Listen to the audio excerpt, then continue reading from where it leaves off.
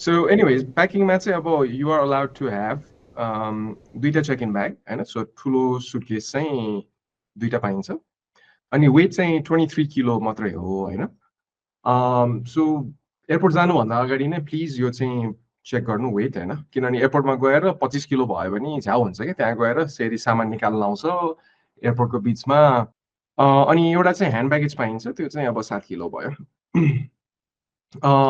so के गरी over weight छ भने चाहिँ हैन सो लेट्स से 23 देखि 32 किलो छ भने चाहिँ $75 चाहिँ चार्ज गर्छ त्यो भने नेपाली अलमोस्ट 10,000 रुपियाँ भयो हैन आफै प्याक गर्ने है ऊ चाहिँ लगेज मम्मीले ड्याडीले हेल्प गरिदिन्छु भन्नुहुन्छ होला हैन नै आफै गर्ने किनभने चाहिँ आफूले प्याक गर्यो भने चाहिँ आफूले सामान के कहाँ राखेको छ थाहा हुन्छ कि पछि गएर चाहिँ अब दुवै झोला एउटा सामान चाहिएको छ दुवै झोला खतरा खतरा गर्नु चाहिँ अलिकति ऊ हुन्छ हैन सो प्याक योर ओन है अनि अबदेखि एकले सबै चिज आफै गर्ने बानी लाउनु पर्छ के किनभने अब you are going to US जे पनि आफै गर्नुपर्छ you have to be independent so अहिलेदेखि नै बानी लाउने अमेरिकामा फ्रुट्स र भेजिटेबल ल्याउन पाउँदैन so please like don't take it अब हामी नेपालमा चाहिँ अब चलन छ घरबाट निस्किँदाखेरि हाम्रो अब ट्राभल हुँदाखेरि चाहिँ अब केरा दिने चलन छ त्यो केरा पनि नेपाल एयरपोर्टमा खाएर सिधाइदियो हुन्छ है अनि don't have it with you plants पनि अमेरिका लान पाउँदैन सो कुनै प्लान्ट्स लिएर नजानु अथवा मान्छेहरू सिड लान खोज्छ कि अमेरिका हैन सागहरू रोप्नलाई सो इलिगल हो समात्यो भने चाहिँ फाइन लाग्छ अमेरिकामा लिकर र अब सिगरेट्सको नि लिमिटेसन हुन्छ है आई थिंक 1 कार्टन सिगरेट र 1 लिटर अल्कोहल हो के अरे यस्तो ब्यागेज ट्यागहरू मान्छेहरूले हाल्न पाउँछ हैन सो यो हाल्यो भने चाहिँ आफ्नो सुटकेसमा चाहिँ चिनिन्छ कि आफ्नो सुटकेस कुन हो भनेर अथवा कुनै स्टिकर छ भने टास्दै पनि हुन्छ अथवा एउटा म चाहिँ जेनरली एउटा स्टिकर टास्दिन्छु हैन अनि अथवा चाहिँ ह्यान्डलमा एउटा चाहिँ केही कलरफुल डोरी जस्तो बाँडिदिन्छु अर्को चाहिँ अभियसली लक गर्नु पर्यो झोला हैन सो विभिन्न थरीको पाउँछ अमेरिकामा चाहिँ अब हाम्रो स्टुडेन्टहरूले चाहिँ they like to wear cultural dress हैन केटाहरूले अब नेपाली दौरा सुरुवाल केटीहरूको कुर्ता सुरुवाल अथवा sari so if you want to take cultural dress एउटा दुईटा लग्यो भने जस रमाइलो हुन्छ सो ह्यान्ड क्यारी जेनरली चाहिँ अब एउटा ह्यान्ड क्यारी लान पाइन्छ अनि प्लस एउटा पर्सनल आइटम जुन यो फोटोमा देखिरहेछ त्यस्तो पाइन्छ नि यो चाहिँ अब ल्यापटप ब्याग भन्यो अथवा के भन्यो सो एउटा सानो पाइन्छ है सो यसको पनि लिमिट हुन्छ है यो सानोवाला सुटकेसको चाहिँ सो 7 किलो लिमिट हो सो म चाहिँ के गर्छु भने चाहिँ अब हेभी आइटमहरू चाहिँ यो क्यारी अन आइटम त यो ह्यान्ड क्यारी अथवा क्यारी अन आइटम भयो हैन अब यसलाई चाहिँ ल्यापटप ब्याग भन्दौ अथवा पर्सनल आइटम भनौँ हैन यसमा चाहिँ जेनरली हेभी आइटमहरू हाल्छु क्या म जस्तै मेरो ल्यापटप भयो मेरो पावर ब्याङ्क भयो हैन अनि यो झोला चाहिँ जोख्दैन क्या उनीहरूले एयरपोर्टमा सो आफ्नो पासपोर्ट डकुमेन्ट I-20 भयो एनओसी भयो यिनीहरू सबै चाहिँ यो आफ्नो चाहिँ यो झोलामा हाल्ने है एउटा पेन पनि राख्ने अर्को चिज चाहिँ अब आफ्नो एउटा ह्यान्ड क्यारी अनमा चाहिँ अलिकति औषधि पनि राखेको राम्रै हो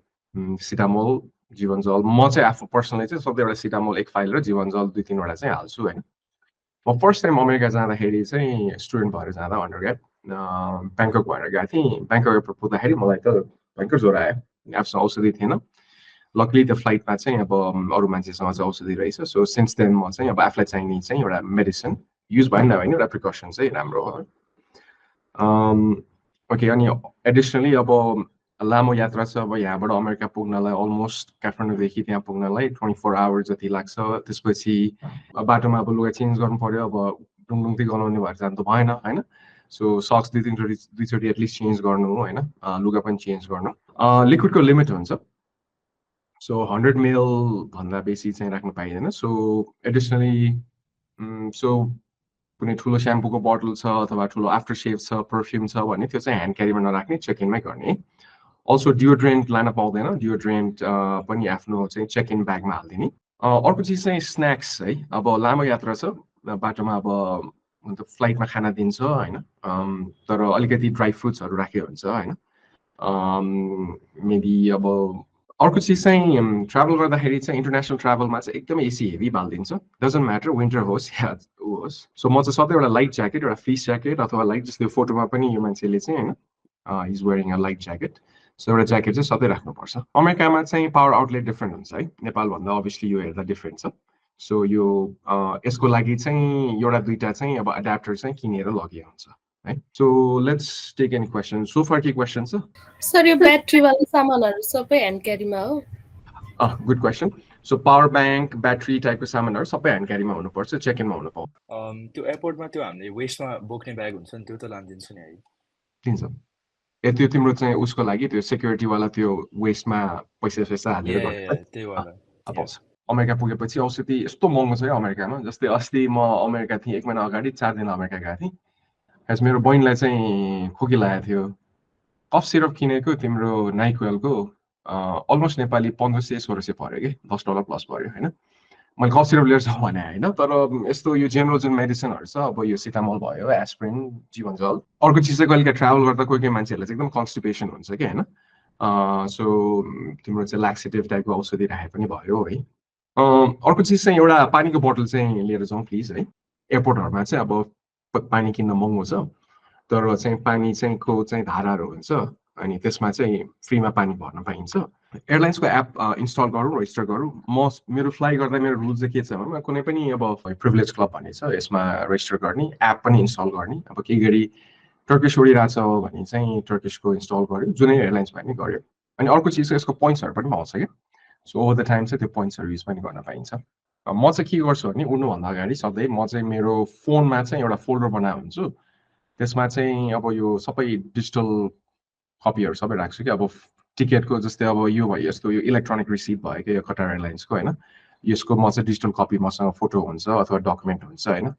अनि फोटो भयो भने अब फोनमा अभाइलेबल हुन्छ डकुमेन्ट कहिलेकाहीँ अब एक्सेस नहुन सक्छ इन्टरनेटको बेसिसमा होइन सो त्यो सेभ गरेर राख्यो